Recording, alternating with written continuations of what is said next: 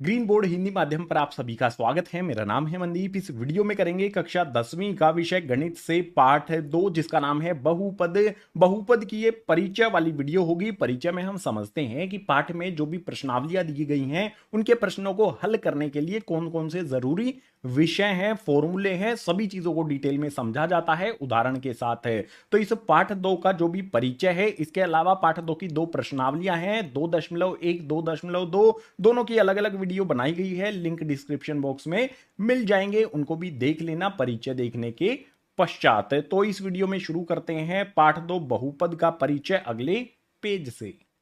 पाठ का नाम है बहुपद। तो सबसे पहले हमें इसी को समझना होगा कि आखिर ये बहुपद होता क्या है। बहुपद को अगर आप ध्यान से देखोगे तो इसमें पद लिखा होता है। पद समझना पड़ेगा हमें, तभी बहुपद समझ में आएगा। तो जो भी हमारा पद है वो एक उदाहरण के तौर पर यहां पर लिखा गया है। ये हमारा पद है 2x है। इसमें दो चीजें हैं, एक तरफ हमारा 2 है और एक तरफ हमारा x है। तो जो भी 2 हमारा है उसे हम क्या कहेंगे, 2 हमारी जो है ये संख्या होगी, और जो भी हमारा यहां पर x है वो हमारा चर हो जाएगा। x को हम अपना चर कहेंगे, इससे पद का चर हो जाएंगे। तो जो भी पद होगा उसमें दो चीजें होती हैं, एक तो संख्या होती है और एक चर होता है। जो भी संख्या वाला भाग होता है उस संख्या वाले भाग को अचर भी कहा जाता है, यानी कि जो भी हमारी संख्या है उसको हम अचर भी कहेंगे। तो पद के बारे में दो चीजें बहुत आसानी से हम समझ पाए हैं कि जो भी हमारी संख्या होती है उसे अचर कहा जाता है, और जो A B C D X Y Z इस तरह से दिया होता है वो हमारा चर होता है। इसी तरह के जो हमारे पद होते हैं उनसे मिलकर बनता है बहुपद। उदाहरण दे देता हूं, यहां पर कुछ उदाहरण आपके लिए लिख देता हूं। जैसे यहां पर मैं लिखता हूं सबसे पहले 2x जमा में यहां पर आ जाएगा 3y बराबर में 0। ये हमारा एक बहुपद हो गया। इसमें कितने पद हैं देख सकते हो, एक पद ये हो गया, दूसरा पद ये हो गया। इसी प्रकार से एक और उदाहरण लिख देता हूं, 2x की पावर 2 जमा में यहां पर आ जाएगा 3x बराबर में 0। ये भी हमारा एक बहुपद हो गया। एक और उदाहरण लिख देता हूं, 2x की पावर 2 जमा में यहां पर आ जाएगा 3x जमा में 7 बराबर में 0। ये भी हमारा एक बहुपद हो गया। तो बहुपद क्या होता है, जिसमें कई सारे पद दिए होते हैं, और पद क्या होता है ये मैंने आपको बता दिया है। अब यहां पर हमें कुछ बेसिक चीजें समझनी पड़ेंगी कि जो भी बहुमत है उसके क्या क्या प्रकार होते हैं। यहां पर हमें दिया है बहुपद के प्रकार पद की संख्या के आधार पर।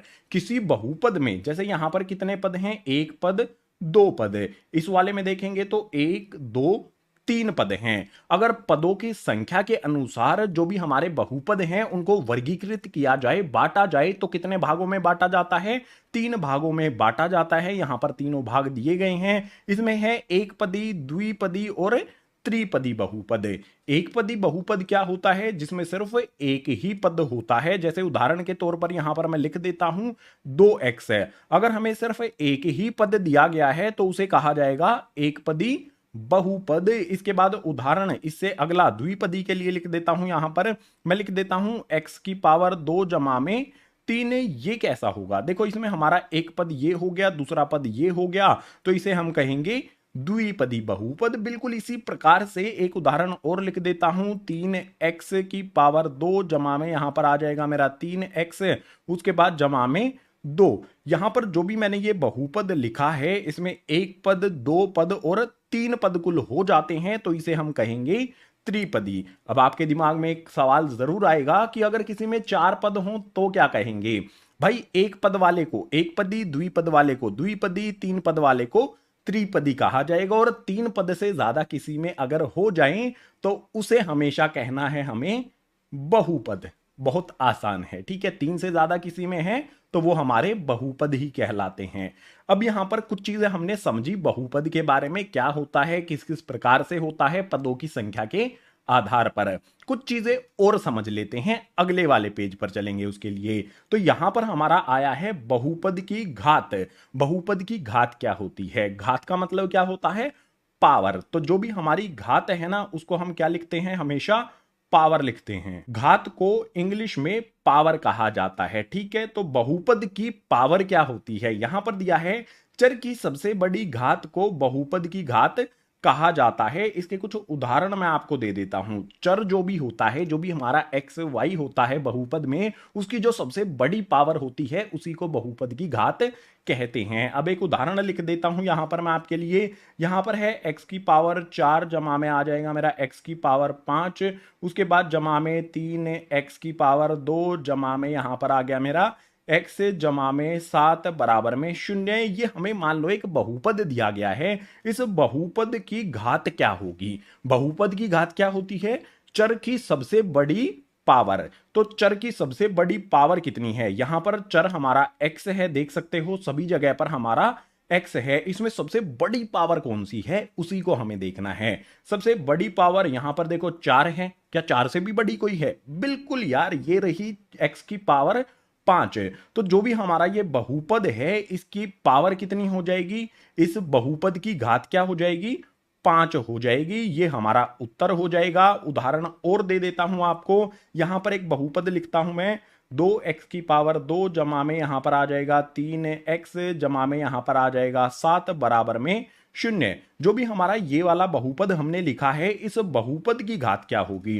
देखो, जहां पर भी हमारा चर है x, इसकी पावर कुछ भी नहीं है। अगर पावर कुछ भी नहीं लगी हो तो 1 होती है। ठीक है, इस वाले x की पावर 1 है, इस वाले की पावर 2 है। हमें क्या करना है? सबसे बड़ी पावर को देखना है। सबसे बड़ी पावर अगर 2 है तो इस बहुपद की घात 2 हो जाएगी। बिल्कुल इसी प्रकार से यहां पर मैं लिखता हूं 3x की पावर 4 हो जाएगा। उसके बाद में यहां पर आ जाएगा 3x की पावर 2 जमा में यहां पर आ जाएगा मेरा 2x जमा में 8 बराबर में 0। जो भी मेरा ये वाला बहुपद है इसकी घात कितनी होगी? देखो, x पर 1 पावर है, x पर 2 पावर है, x पर 4 पावर है। सबसे बड़ी पावर को हम बहुपद की घात कहते हैं। सबसे बड़ी पावर 4 लगी हुई है तो हम कहेंगे इस वाले बहुपद की घात जो है वो 4 हो जाएगी। बहुत आसान सा विषय ये हमने समझा। इसके बाद जो भी हमारे बहुपद हैं उसके प्रकार हमें समझने हैं घात के आधार पर। किसी बहुपद की घात 1 होती है, किसी की 2 होती है, किसी की 3 होगी। तो इस प्रकार के जो बहुपद होते हैं उनको क्या कहा जाएगा? देखो, बहुपद के प्रकार घात के आधार पर रैखिक बहुपद होता है, द्विघात बहुपद होता है और त्रिघात बहुपद होता है। यहां पर हम मतलब पीछे वाले पेज पर हमने क्या समझा था? पदों की संख्या के आधार पर। लेकिन यहां पर हम समझ रहे हैं घात के आधार पर, जो भी बहुपद की घात है उसके आधार पर। तो सबसे पहले है रैखिक बहुपद। रैखिक बहुपद वो बहुपद होते हैं जिसमें चर की सबसे बड़ी पावर 1 होती है। जैसे यहां पर मैं लिख देता हूं x जमा में 2। ये जो हमारा बहुपद है इसमें चर हमारा x है और इसकी सबसे बड़ी पावर, इसकी पावर कितनी है? 1 है। तो ये हमारा रैखिक बहुपद हो जाएगा। इसके बाद द्विघात बहुपद की करेंगे बात। द्विघात मतलब घात कितनी होनी चाहिए? 2 होनी चाहिए। ये बिल्कुल स्पष्ट हमें यहां पर दिया गया है।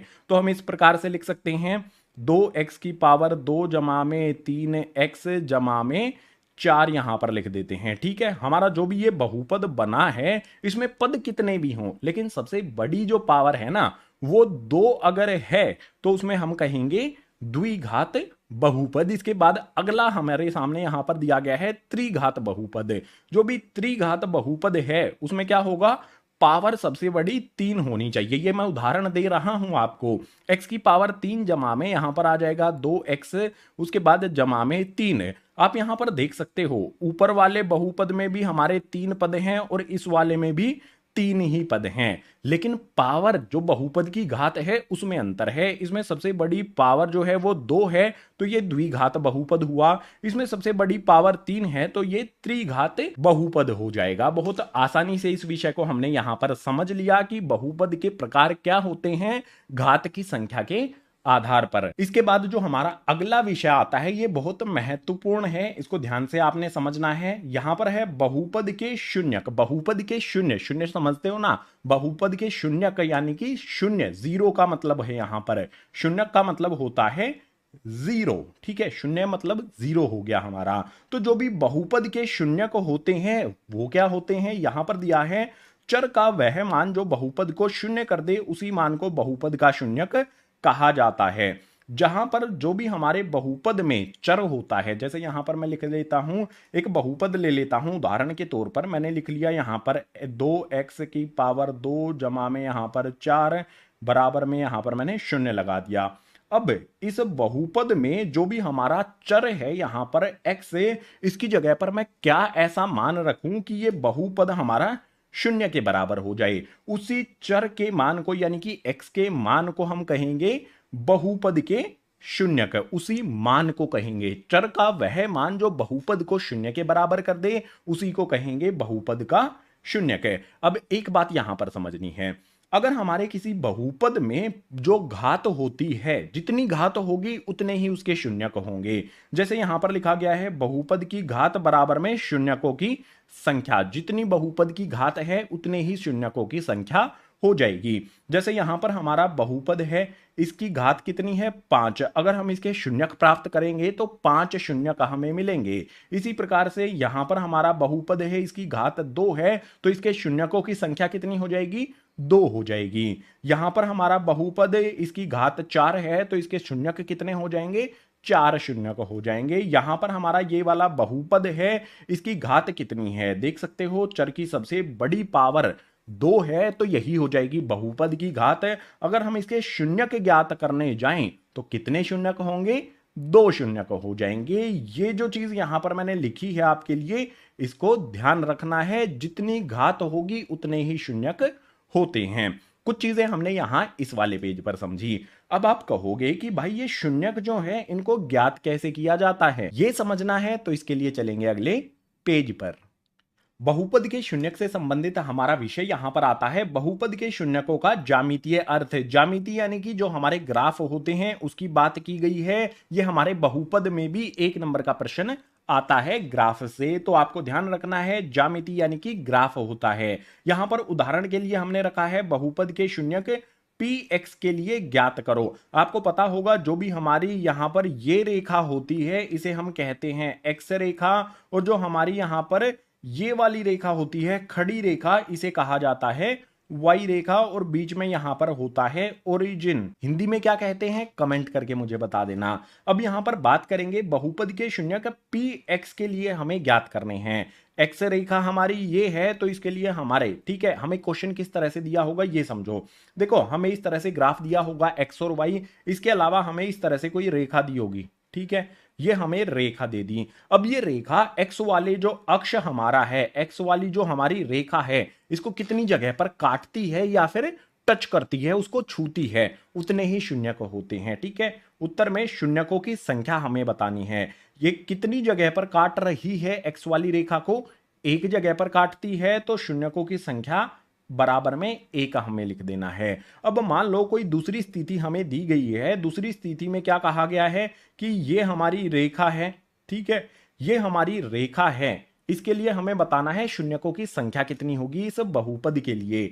तो आप देखो यहां पर एक जगह पर यहां काटा, दूसरी जगह पर काट दिया, उसके बाद तीसरी जगह पर काटा। इस वाली रेखा के लिए हमारे शून्यकों की संख्या कितनी हो जाएगी, 1 को हटा देंगे, 1 हमारा पिछली वाली रेखा के लिए था, इस वाली रेखा के लिए शून्यकों की संख्या हो जाएगी हमारी 3। बिल्कुल इसी प्रकार से चलो एक और कंडीशन ले लेते हैं। यहां पर हमारी ये रेखा है, ठीक है, ये रेखा आई, इसको इसने छुआ, फिर से ऊपर चली गई, फिर काटा, फिर ऐसे काटा, फिर इसको इस तरह से करके ये गई।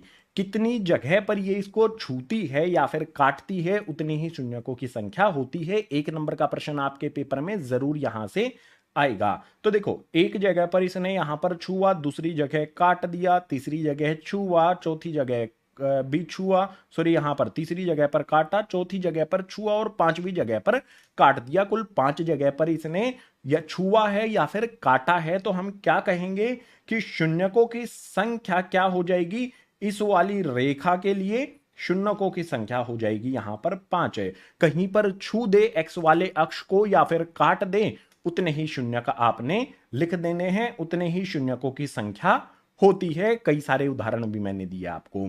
अब अगले पेज पर चलते हैं शून्यकों ही से ही संबंधित हमारे विषय को समझने के लिए।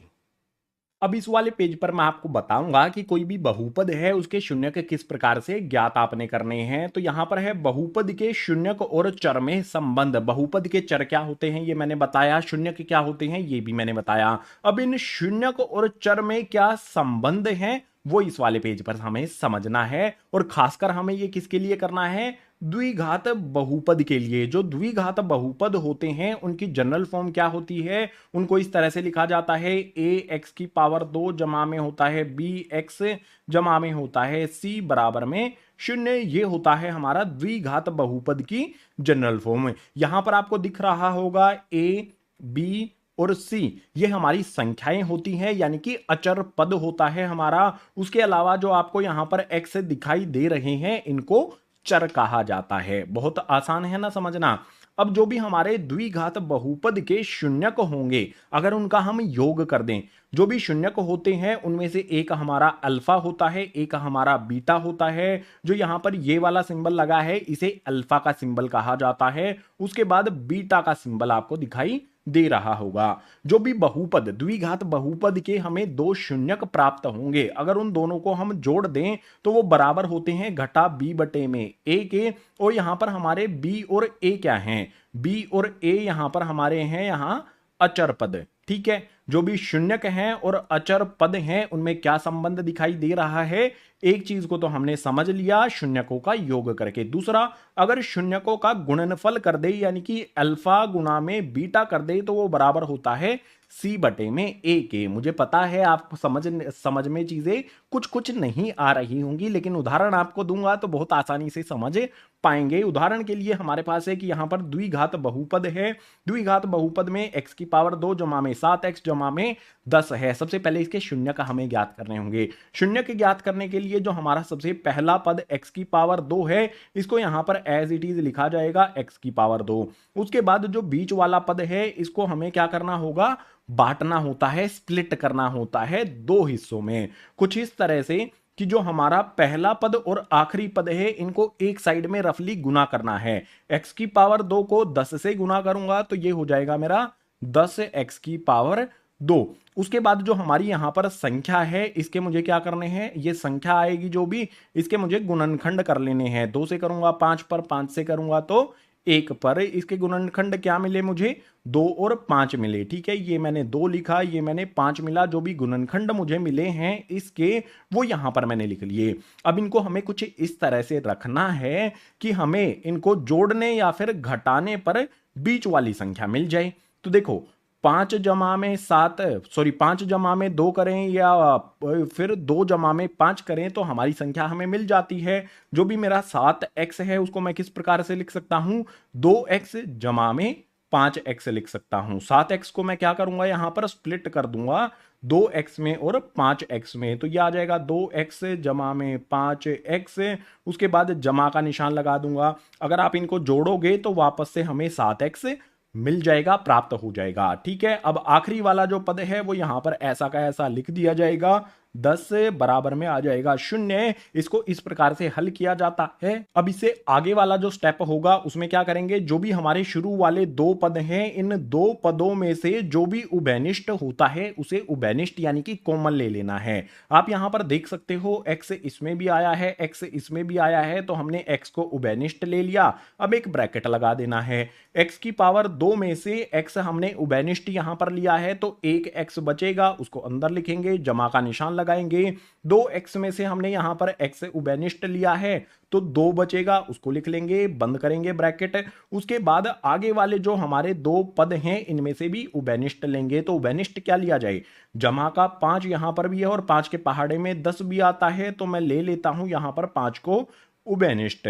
अब 5 इसमें से मैंने उभयनिष्ठ लिया है तो x बच जाएगा, ब्रैकेट के अंदर लिख देंगे, जमा का निशान लगा करके। 5 के पहाड़े में 10 कितने पर आता है, 2 पर, तो 5 दूनी 10 बराबर में हो जाएगा हमारा 0। अब यहां पर देखो दोनों ब्रैकेट के अंदर अगर हमारे समान जो भी पद हैं वो मिले हैं तो हम सही तरह से इसको हल कर रहे हैं। अब क्या करना है, x और जो भी जमा का 5 है इनको इकट्ठा लिखा जाएगा, x जमा में 5 लिखेंगे। उसके बाद ब्रैकेट के अंदर x जमा 2 इनको उभयनिष्ठ ले लेंगे, x जमा का 2 लिखेंगे। एक लाइन इस तरह से बीच में लगा लेनी है और x जमा 5 को और x जमा 2 दोनों को 0 के बराबर कर लेना है। अब x का मान क्या होगा, यहां पर जमा का 5 है, दूसरी तरफ भेज देंगे तो ये हो जाएगा हमारा घटा का 5। एक x का मान हमारा ये हो गया, दूसरा यहां से मिल जाएगा।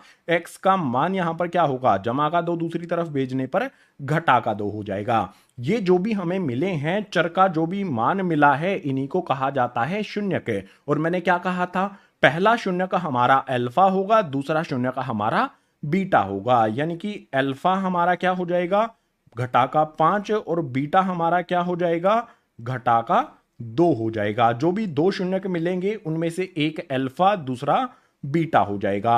अब मैंने क्या कहा था आगे कि जो भी हमें यहां पर दिया गया है शून्यक और चर में संबंध दिया गया है उसको भी हमें वेरीफाई करना है। ठीक है, ये बहुत महत्वपूर्ण दो बिंदु हैं, इनको समझना है। अब हमें अगर हम अल्फा जमा में बीटा कर दें, अल्फा हमारा 5 है, बीटा हमारा घटा का 2 है, अगर हम इन दोनों को जोड़ देते हैं, सबसे पहले तो इसी को लिख लेते हैं, अल्फा जमा में बीटा बराबर होता है घटा बी बटे में ए के। अल्फा की जगह पर अल्फा की वैल्यू रखते हैं घटा का 5, तो ये आ गया हमारा घटा का 5, जमा का निशान लगा करके बीटा का मान यहां पर घटा का 2 आ जाएगा, तो घटा का 2 हमने रख दिया, बराबर में जो हमारा घटा का बी है। ठीक है, घटा का निशान सबसे पहले लगा लेंगे, उसके बाद जो हमारा बी है वो लिखना है। अब जो भी हमारा ये बहुपद है इसमें बी क्या होगा, देखो बी हमारा एक्स के साथ होता है, तो एक्स यहां पर देख लो, इसके साथ हमारा क्या है 7 है, तो b का मान हो जाएगा हमारा 7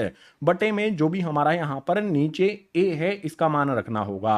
a x की पावर 2 के साथ होता है, x की पावर 2 के साथ कुछ भी नहीं है, अगर कुछ भी नहीं है तो 1 लिखना है आपने, यहां पर आ जाएगा हमारा 1। अब इसको हल कर लेंगे, घटा का 5 घटा का 2, दोनों संख्याएं अगर घटा की हैं तो निशान घटा का ही रहेगा, लेकिन दोनों जुड़ जाएंगी, 5 और 2 ये हो जाएगा हमारा यहां पर 7, बराबर में घटा का 7 बटे में 1। नीचे जो हमारी एक संख्या है उसको लिखना जरूरी नहीं होता है, कभी भी आपको नीचे यहां पर हर में एक दिया हो तो इसको लिखना जरूरी नहीं है। तो दूसरी तरफ हमारा क्या बचेगा, इस तरफ भी हमारा घटा में 7 आ जाएगा। आप देख सकते हो दोनों तरफ हमें संख्याएं बराबर मिल गई हैं, यानी इससे ये सिद्ध हो जाता है कि अल्फा जमा में बीटा बराबर होता है घटा बी बटे में ए के। अगर हम अल्फा बीटा को गुना कर दें, यानी कि घटा 5 को घटा 2 से गुना कर दें, सबसे पहले इसको लिख लेते हैं, अल्फा बीटा बराबर होता है सी बटे में ए के। अब अल्फा का मान और बीटा का मान रखेंगे, अल्फा का मान हो जाएगा हमारा घटा का 5,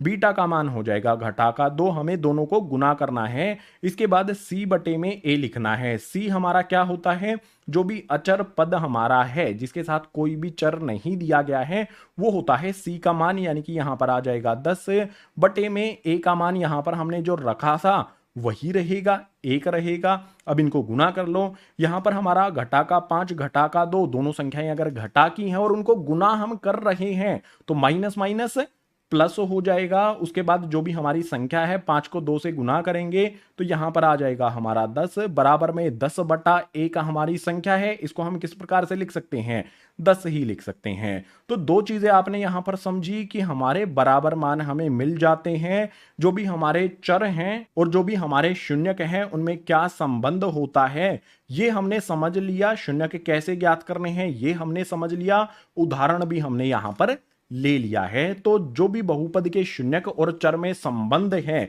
ये जो इंपॉर्टेंट कॉन्सेप्ट है, आपका विषय है, ये मैंने आपको यहां पर एक्सप्लेन किया। यही था हमारे इस पाठ का आखिरी विषय। अगर आपने ये सारे विषय समझ लिए हैं तो